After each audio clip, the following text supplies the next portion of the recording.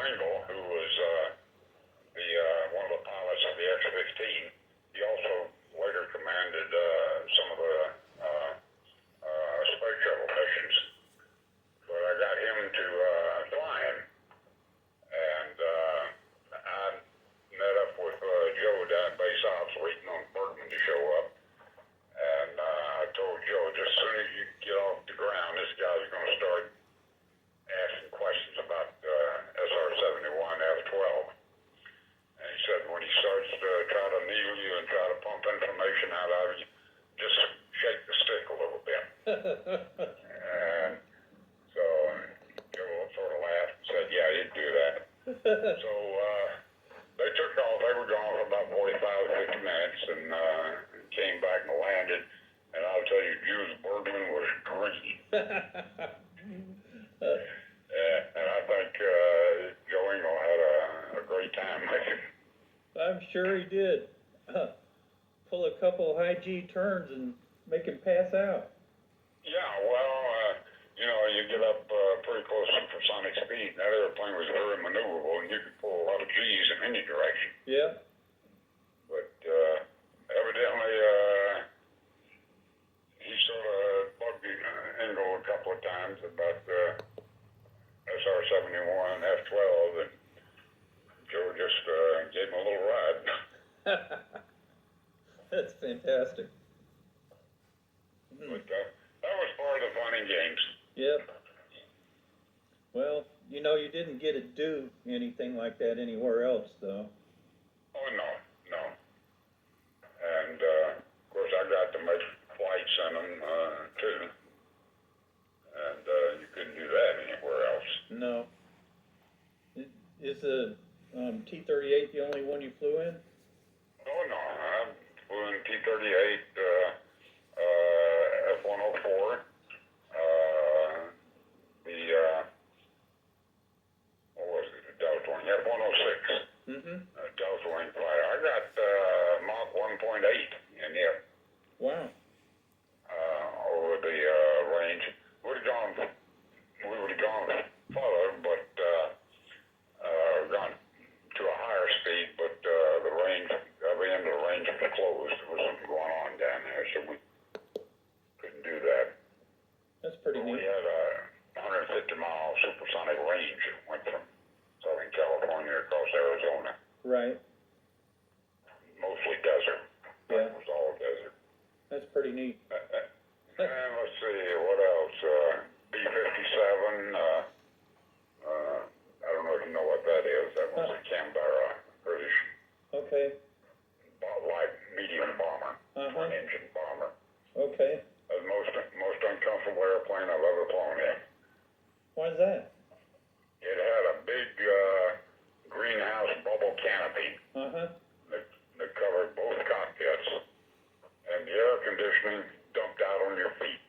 That's weird. Or the ventilation. Right. So your head and shoulders and everything's baking under the sun, and your feet and ankles are freezing in the air conditioning. You know, a lot of those British aircraft have a weird bubble canopy design. Yeah. What do they do that for? I don't know. I guess visibility, one canopy covered both cockpits. Right. And I guess that's the way they designed it to build it. I don't know. Some neat stuff. Yeah. It was a good time to have been there. Yeah. What was your favorite plane to fly on of those? I don't know. I guess probably the T-38. The Thunderbirds were using that then, weren't they? They were using it. They transitioned into it about the time we left Edwards. Okay. What did they use before the T-38? I think they were using T-33s. Okay. Then they went into some of the fighter aircraft. Yeah. Yeah. Well, like the F-16. Right. And, when you tie up 5 or 6 airplanes just for an aero demonstration team, that's a lot of money invested there. Well, the support team is what's...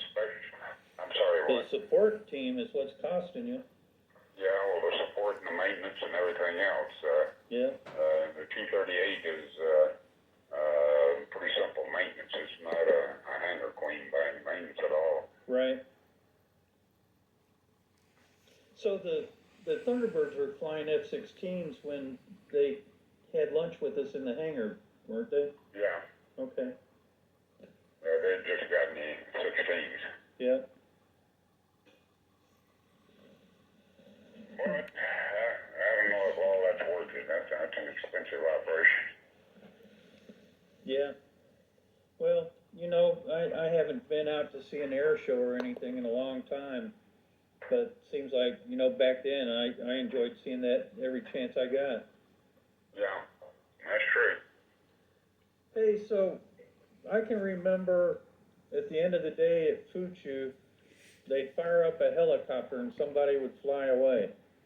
Where the heck was he going?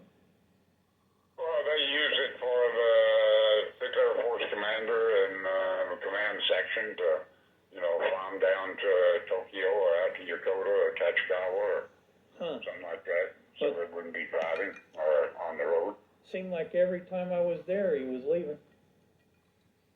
They went in and out 3 or 4 times a day. Wow. It wasn't not only the commander, General Graham. It was, you know, the other staff. I made a couple of trips on it. Yeah. In fact, I never will forget one trip. We were down at from the Sano Hotel down in the southern part of Tokyo, going back to Fuchu. And we just taken off and got started. Here comes some Japanese pilot in a little Cessna 172. Comes roaring up by the side of us, and we're just taking off and we're climbing up to altitude. And he comes roaring up to the side of us and waves and sort of moves on ahead of us. And the guys flying the chopper said, "The heck with this." So they put the chopper in full forward, and we zoomed by him. Bet he didn't expect that. Ran a little Cessna. Yeah. Hey, who did you know that